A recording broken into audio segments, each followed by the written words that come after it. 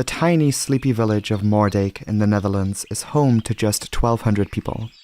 Located on the south side of the mighty Hollands Diep estuary, not much ever happens here. However, in the evening of October 6, 1981, this village was thrust into national headlines and became a focal point of interest for air crash investigators as they arrived at the site of a baffling accident. And, as it would turn out, this corner of the Dutch countryside would also draw the interest of meteorologists. The case of NLM Cityhopper Flight 431 is unlike any other aviation accident we have ever discussed previously or will likely ever discuss again. It's a one-of-a-kind accident. A regional jet performing a short routine domestic flight in the Netherlands goes horribly wrong when it flies into bad weather. The pilots had no idea to the true extent of its ferocity. In an age before sophisticated weather radar and forecasts, they were clueless to the fact that they had just flown into one of nature's most devastating weapons. Here at Disaster Breakdown, I do my best to be transparent about where information comes from for the content we cover on this channel. It's about 4:30 in the afternoon on October 6, 1981. The crew of NLM Cityhopper Flight 431 are preparing for an afternoon journey from Rotterdam in the Netherlands to Hamburg in Germany, with an intermediate stop in Eindhoven. The Dutch national airline KLM for the longest time has run a regional subsidiary known as Cityhopper.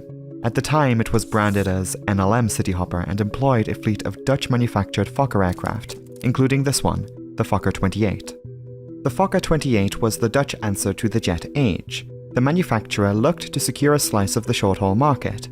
It's a rear-mounted twin-engine regional jet developed in the 1960s to compete with airliners like the American DC-9 and British 111. However, though the aircraft was prolific in European fleets, only around 240 F-28s across all variants were ever made.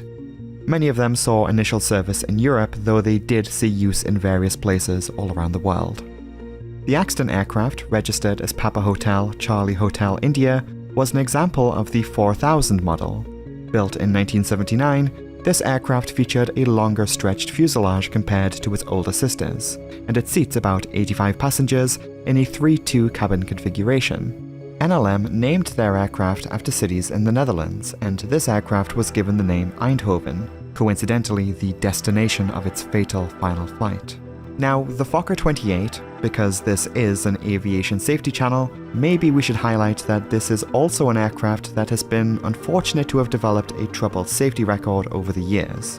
It's irrelevant to the discussion on this accident, but a significant number of accidents involving Fokker aircraft had a lot to do with the wing performance in icing conditions. It's a story, though, that is going to be firmly kept shut for another time. A flight crew of 2 pilots would be flying this F-28 to Hamburg via Eindhoven that afternoon. Sat in the left seat was 33-year-old Captain Joseph Werner. He had been a KLM pilot for 10 years. He first began flying with the airline on the DC-9, but he had recently moved over to the Fokker 28, only passing the check flights just a few weeks earlier. In total, he had logged 4,900 flight hours. Over in the right seat was 28-year-old First Officer Hendrik Scholl. He had been with the airline for just 3 years and was brought straight onto the F-28s. Most of his nearly 3,000 total flight hours were actually in this aircraft, so he may have been more familiar with the plane than Captain Werner. The 2 pilots, before they boarded the aircraft in Rotterdam, received a weather update about 45 minutes before departure. The weather they had received told the pilots of the presence of thunderstorms to the south of the airport, with large cumulonimbus clouds with a base of 1,200 feet.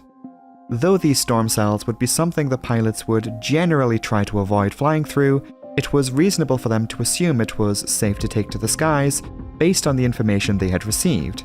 They would just navigate around the storms. The Fokker 28 does have a rudimentary weather radar on board that would help them with that. It's important to know that before the crew set off on this accident journey, no SIGMET had been issued. That stands for Significant Meteorological Information. It's an advisory that would have included any information pertaining to distinct weather anomalies that may have been in the area that would concern the pilots with regards to the safety of the flight. The absence of a SIGMET may then have served to reaffirm their intentions to fly. However, the skies in reality were more unfriendly that day than it seemed. something was lurking out there. They just couldn't see it. It is worth highlighting just how weather conditions were published at the time in the country. It was certainly archaic when looked at through a modern lens. Initially, weather would be observed on radar at Schiphol. A sketch would then be drawn up and sent to airports across the country. As you can imagine, this was a time-consuming process. It would take around 20 minutes for new weather to be observed and actually published, in which time the weather itself could change. And with the unstable weather conditions on the day of October 6, 1981, the weather updates could be obsolete or have changed by the time they reached the airport.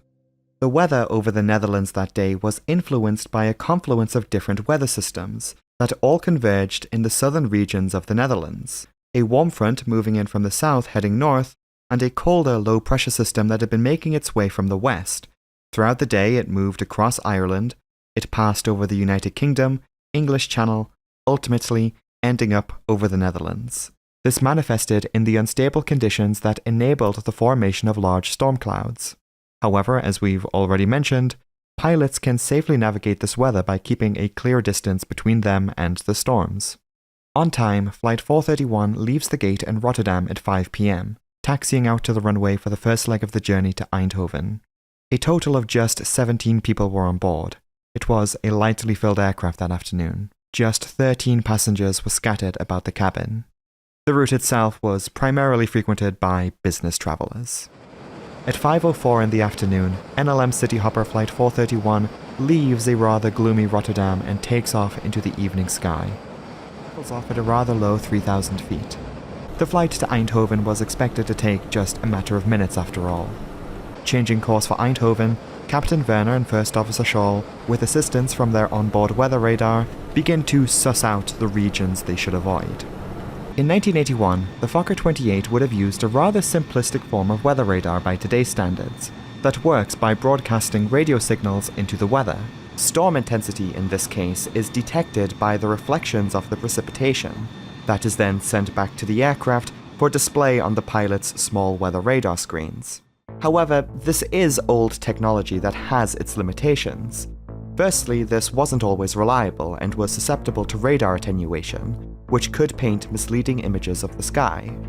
In 1968, Braniff International Flight 352 crashed outside of Dallas, Texas following an in-flight breakup after flying into a powerful thunderstorm. The pilots in that accident may have fallen into a false sense of security, as they flew into a region of the sky that looked safe on their radar, but was actually devastating with a fatal outcome. Though the aircraft's weather radar could detect the intensity of storm precipitation, it could not detect high winds. And well, that may turn out to be important very soon.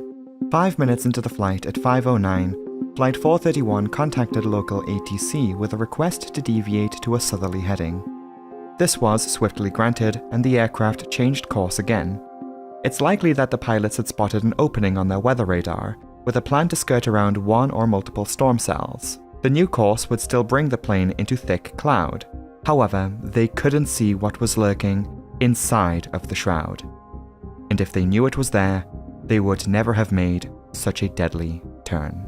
So, to recap, when the pilots of Flight 431 made the decision to deviate, they would have been looking at their weather radar and getting a reference for storm intensity. Although it just so happens that the area they had chosen to fly through was a region of high winds, which, as we have established, would not have been visible on their weather radar. Flight 431 is heading south. The plane has been in the air for less than 10 minutes and is approaching the Hollands Diep estuary. It will soon pass directly over the village of Moerdijk. Perspectives on the ground. Minutes earlier, a police vessel was launched into Hollands Diep. This is just one of a number of images they took that afternoon, shortly before Flight 431 crashed. And then a few minutes later, a nearby resident, 23-year-old Bert Eastermans, grabbed his camera and facing northwest from his home, took this stunning photograph. A tornado was winding its way through the area. Scoring the Dutch countryside, it was heading in a northeasterly direction towards the village of Moerdijk. Plotting the tornado's track on the map, and overlaid with the flight path of Flight 431, the Fokker jet was in conflict with the tornado. Because Flight 431 had flown into a cloud just moments earlier, They had no idea they were flying straight towards it. It didn't show up on their weather radar. But what do we actually know about this tornado? Unfortunately, not a whole lot. Though as striking as it is, the technology of 1981 just couldn't afford good tornado detection and data. This twister only did little damage, and it received little attention in the moment. Therefore, data and more detailed information about this tornado does not really exist, other than the assumption it was a relatively weak tornado based off of damage patterns. Though the extent of its damage was limited on the ground, in the air the tornado and its parent storm still posed great risk to aircraft, and would be the reason why the plane crashed in the way that it did. But let's take a closer look at the tornado anyway. I feel like this shouldn't really need to be said, but planes cannot fly into tornadoes and survive. NLM 431 is to this day the only confirmed case of something like this happening in aviation, or at least to involve a larger commercial passenger plane. But if we're going to talk about this, and because we all love learning here, maybe it would be a good idea to establish some degree of understanding about how tornadoes actually form. And this is going to give us a clearer image of what the plane really flew into. Because, spoiler, the plane didn't actually fly into this funnel part. Now, before we start dissecting the anatomy of a tornado, I should probably mention that there is still a lot that meteorologists don't know about tornadoes. People dedicate their lives to learning about them and collecting data, but the thing is, not everyone agrees on the specifics of their formation. In a previous video, we discussed the formation of the standard thunderstorm, and we looked at how a large convective cloud can really mess up your day if you are an airplane. I go back to Braniff 352 frequently because it really is a good case study of an airliner flying into bad weather, but it does differ from the NLM case in the sense that that was a plane that flew into a squall line and not a tornado, and those are two completely different things. We have some data of the weather conditions of October 6, 1981, and we have already established how separate weather systems had moved in on that afternoon, so we know the ingredients were there for stormy weather. However, the key thing is that in this case, significant wind shear would have been present, that is, the change in wind speed and direction at different altitudes. This is because one system is going one way in one direction, whereas the other is perhaps moving some way else at a different speed. Tornadoes can form all over the world, but are more likely to occur in regions where these sorts of meetings are frequent. It's why central parts of North America see the most tornadoes out of anywhere in the world. Tornado Alley sits right at the crossroads of different climate zones that bring their own weather. However, tornadoes can whirl up almost anywhere, and they are still relatively common in Europe. In fact, 1981 was an interesting year for tornadoes in Europe, as unstable weather conditions sort of persisted for quite some time. For example, just a few weeks after the City Hopper accident on the other side of the North Sea, the UK experienced a tornado outbreak, where 104 tornadoes were reported in a single day, the most in British history. So what can we say about this wind shear? Well, where you have significant changes of airflow at just the right altitude, this can create a rotating vortex of air inside of the storm, as different regions of pressure and temperature try to move around one another, and we get a rotating vortex of air. Now, the updraft of the storm, where warmer air enters, this will continue to feed into the system, and this can actually influence this vortex. If we have the right and stable conditions where the warm updraft is powerful enough, it can cause this rotation to pivot, so that it is vertical. Now we have a storm that spins, with a warm rotating column of air coming up from the surface, ascending into the storm. Now we have something that is beginning to resemble what we may think of when we think of a tornado. However, though it may appear to be spinning, it's not quite a tornado yet. But this does have its own name in meteorology. It's called a mesocyclone. It's a defining characteristic of these types of supercell storms that can birth tornadoes. A persistent updraft lays the groundwork for the formation of that distinctive funnel. When the mesocyclone is caught in the cooler downdraft, remember colder air is denser and thus sinks, the updraft is constricted, increasing wind speeds and producing a condensation cloud which descends from the storm. And once it reaches the ground, only then does it become a tornado. To be clear really quick, I have used the term tornado in this video to describe the weather phenomenon that is birthed from storms like these. Dust devils, waterspouts, and other related whirly things, though related, are best saved for a different discussion. Most tornadoes live fast and die young. However, the most powerful tornadoes can have wind speeds upwards of 200 miles per hour, leaving behind devastating damage. The scale of which tornado severity is determined is known as the Enhanced Fujita Scale. That's what EF stands for whenever you hear someone talking about tornadoes. The higher on the scale, the higher the degree of severity.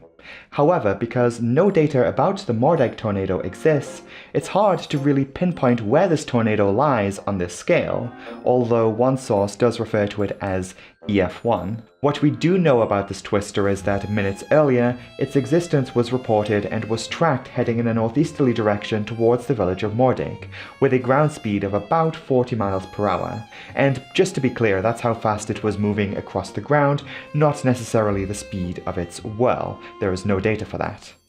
When this photograph was taken, the tornado was actually reaching the end of its short life. Tornadoes will dissipate and tend to do so pretty quickly because they are delicate. They require just the right conditions, and because storms of this nature are unstable, always changing, it only requires a relatively small change in moisture or temperature for the tornado to lift off and die. In the case of the Moerdijk twister, it began to dissipate around the time of conflict with Flight 431. Think of it as right when the accident occurred, the tornado vanished, never to be seen again. Before I hand this video back over to myself, in the future, I would like to clear up a misconception about this accident. Despite everything I've just told you, though the Fokker aircraft flew into a tornado system, they did not actually fly into the funnel part of the tornado itself. The plane had flown into thick cloud where it instead came into conflict with the mesocyclone system it was associated with. Assuming a cloud base of 1,200 feet as per the pilot's weather briefing, and knowing the aircraft was at an altitude of 3,000 feet as noted on the flight data recording, we can discern, given all available evidence in the form of the several images taken of the system, the tracking of where the tornado went, and overlaying that with the accident aircraft's flight path, that Flight 431 flew into the mesocyclone above the Moerdijk tornado, which ultimately caused the plane to crash. Knowing this, we should now return to the flight with this understanding and finally build an image of how the plane fell from the sky. Heading south on a deviation from their course, Flight 431 entered thick cloud. They encountered turbulence, mild at first, but it begins to increase in severity, jostling the plane around, making for an uncomfortable ride. If we take a look at the flight data recording, we can spot something rather interesting. Shortly before the flight recorder ceased, we can see there were huge oscillations in vertical speed and a spike in recorded altitude. If you looked at this data in isolation, it would seem to suggest the plane experienced a rapid increase in altitude of about 1,000 feet, the plane being flung about vertically. Though no doubt the excessive turbulence would have obviously unsettled the aircraft, the abrupt changes in the recorded altitude and vertical speed, however, has instead been associated with the air pressure changes that come from entering a tornado or mesocyclone. The flight data recorder takes its altitude information from the altimeter, which in turn is fed information via a barometric system that measures air pressure outside. Entering the mesocyclone, the aircraft was getting battered from opposing forces, which inflicted great stress on the airframe.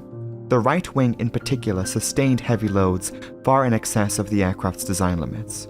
Airframe stress soon reached a breaking point, and the right wing fractured, detaching from the fuselage.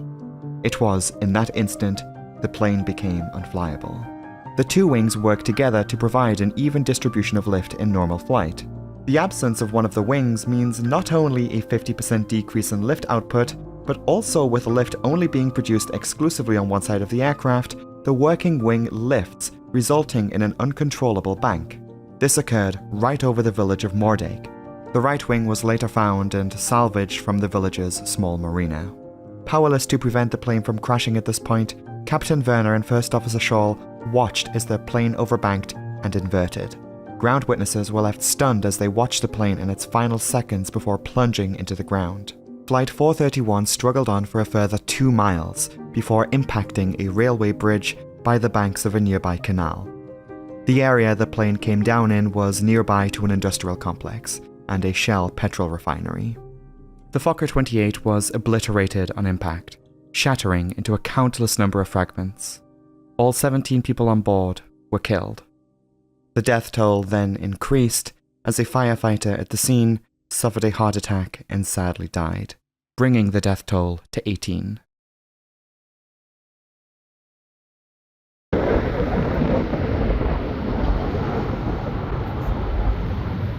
I decided to travel to the site of the accident to see it for myself as it stands today. Specifically, I wanted to track down the location of this photograph, as it's often shown as one of the first results in a Google image search. Firstly, I travelled to Rotterdam before catching a train and then another train, followed by a tiny bus, which took me from Zevenbergen to Rudvaart, which is right here. The bus literally drops you off almost exactly where Mr. Eastermans took that photograph of the tornado. However, just so we're all on the same page, let's fully establish where on this map the plane crashed. That would be right here. Moerdijk is over there. The aircraft flew right over where I'm standing here and ended up down there. As you approach what was the accident site, without prior knowledge you would have no idea that such a dreadful accident happened here all those years ago. There is, however, a small plaque fitted into the ground. In fact, you can just about see it on satellite imagery. Quite literally, the plaque marks the impact point. Where the plane hit, that's where they put it. It is mostly written in Dutch, but it does have the names of the deceased etched into the stone.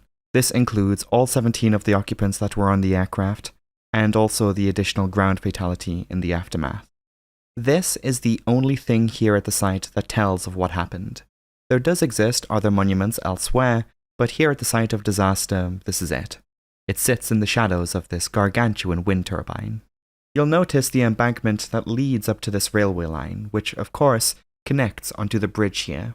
When the plane crashed facing a southerly direction, it scattered debris on both sides, and it is on the other side of the bridge, around the bend, where you'll find those steps in this photograph. Of course, I went up the steps and lined up the photograph with the real-world location. There really isn't anything all that interesting that goes on here. This is still the corner of a massive industrial complex, and heavy trucks and shipping containers are constantly being brought through here. And finally, true to form when I visit these accident sites, planes continue to fly over the accident site to this day.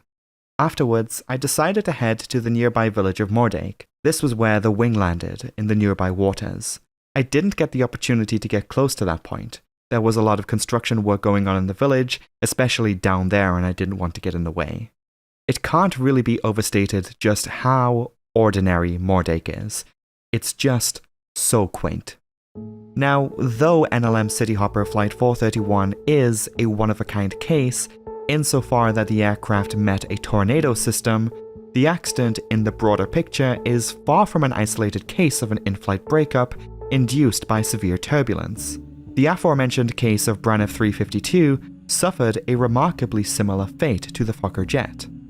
Perhaps the most notable case of something like this was BOAC Flight 911, a Boeing 707 aircraft that entered violent rotas of air around Mount Fuji in Japan. Such turbulence was so strong it ripped the plane from the sky. Incidents like these only bring about conversations relating to the safety threat posed by turbulence. An upset in the air really did bring these planes down. As you can then imagine, there has been a lot of meteorological research over the decades to solve this problem. Dutch investigators in their report recognized the lack of technology to help prevent encounters with such violent storms. They also re-highlighted guidance issued by American aviation authorities, which stipulates that storms should be avoided with a distance of about 20 nautical miles. However, this guidance can't fix everything. Investigators called for an overhaul on thunderstorm detection, recognizing the limitations of onboard weather radars of the time. They also recommended that air traffic control be more involved with weather information in a way they can easily issue guidance on weather conditions of a given area. In a broader sense, there is a lot that can be said about the improvements of meteorological tools in the last few decades. The 1980s are a notable decade for this, especially when it comes to how weather technology can be used in aviation. Multiple other air disasters had been linked to weather phenomena that really highlighted the need for new developments. Perhaps one of the most notable of these was the 1985 crash of Delta Airlines Flight 191, a Lockheed TriStar aircraft that entered what became known to meteorologists as a microburst, a powerful downdraft that almost rips the controls away from the pilot in the most severe examples. Microbursts have been linked to numerous plane crashes over the years, and we will talk more about them in future episodes. Microbursts, tornadoes, squall lines, at the end of the day they are all part of violent storms. Initially in the United States, Doppler radar was rolled out across the continent that allowed for a clearer understanding of the weather. These advances allowed for the detection of high winds and wind shear, which drastically improved tornado detection. This technology was later exported to other parts of the world, and today, sophisticated weather radar technology is present on all commercial aircraft.